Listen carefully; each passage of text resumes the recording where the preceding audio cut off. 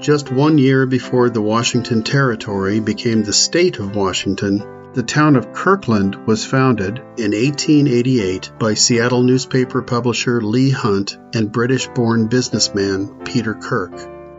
These entrepreneurs had a grandiose vision for Kirkland to become the Pittsburgh of the Pacific.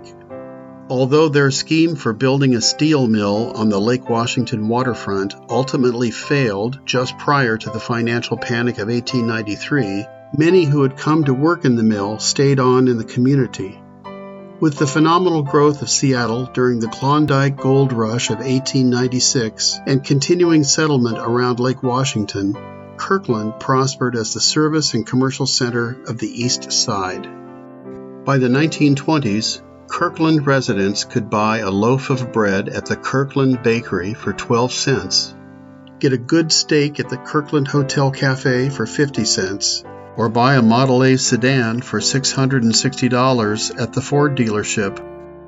The downtown business district thrived, and the shipyards in Houghton were humming. The ferryboat Lincoln brought passengers and cars back and forth daily across the lake between Seattle and Kirkland. The first 2 decades of the 20th century had seen a large immigration to America from the British Isles. Professional people, tradesmen, and skilled craftsmen seeking new opportunities in the rapidly expanding Northwest. Some found their way to Kirkland. Among them were several devout Scotch-Irish families who brought their prayer books with them. Joined by other kindred souls, they began meeting in each other's homes for prayer and sociability, and from this, the idea for a new Episcopal church was conceived.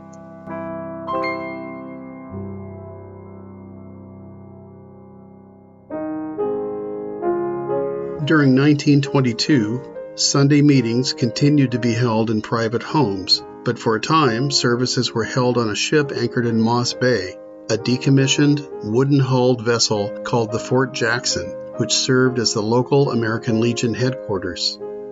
On January 1, 1923, 16 residents of Kirkland signed a petition to the Diocese of Olympia to formally organize the first Episcopalian mission on the East Side. They promised to conform to the doctrine, liturgy, and rites of the Protestant Episcopal Church and pledged at least $120 per year as a stipend towards a clergyman to be appointed by the bishop.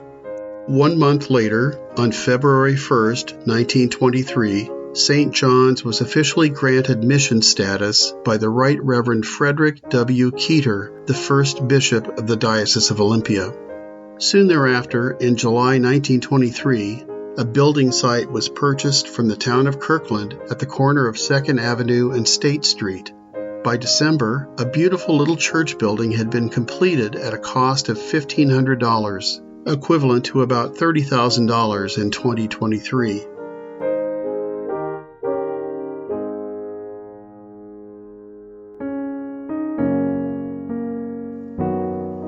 Over the next few years, regular services were held Sunday afternoons by a succession of priests from established congregations in Seattle.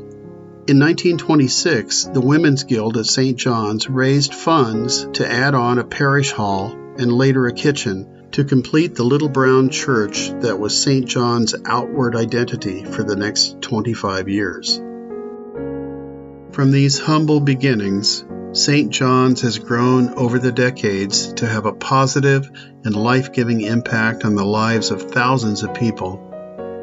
Despite a catastrophic fire that destroyed the Little Brown Church in 1953, and another major fire in May of 2000 that destroyed the original Marsh Hall and almost burned the sanctuary, the people of St. John's have always taken a leap of faith to rebuild bigger and better than before. But the church is not the buildings. It is the people, the saints of St. John's, who for the past 100 years have dedicated their time, talent, and treasure to support St. John's mission to seek and serve Christ in all persons. Saints remembered and saints forgotten. Saints who in small ways and large have always sought to create a welcoming and inclusive place of worship and fellowship. Saints who support one another in good times and bad. and saints who strive to enrich the Kirkland community with Christ's presence through our ministries. As we reflect on the past 100 years, it is natural to think about what God has in store for us for the next 100 years. What new challenges will we be called to take on? What will be the legacy that today's saints of St. John's will leave to the Kirkland community of the next century? We continue to discern and implement ways to fully extend Christ's hand to all persons in our growing and changing community. And with God's grace, St. John's will continue to be a community for hope.